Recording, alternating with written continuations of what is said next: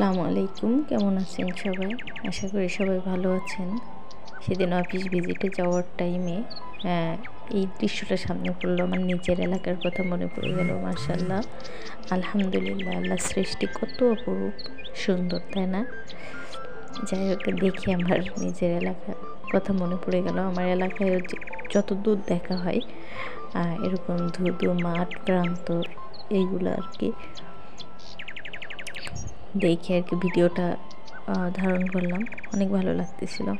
হ্যাঁ, এই সেই চিরচেনা জায়গা। আমরা মানুষ, আমাদের অহংকারের কোনো শেষ নেই। আমাদের সব অহংকার, সব কিছু এখানে মিলিত হয়ে যায়। এটা কোথায় কেউ বলতে পারবেন না। এটা হচ্ছে গাবতলী জান্নাতুল মাওয়া কবরস্থান। মানে দেখে কেমন জানি একটা ভালো লাগাও কাজ করে, কারণ এখানে কত মানুষ শুয়ে আছে। আমাদেরও 2 দিন আগে পরে সবাইকে যাইতে হবে।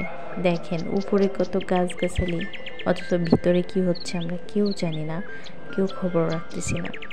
অথচ এই 2 দিনের দুনিয়ার জন্য আমরা কত হিংসা অহংকার কত কিছুই করতেছি।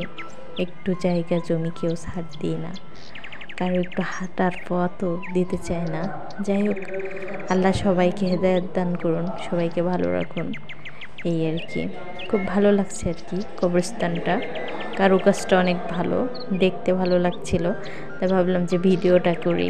সবাই ভালো থাকবেন, সুস্থ থাকবেন। আল্লাহ হাফেজ।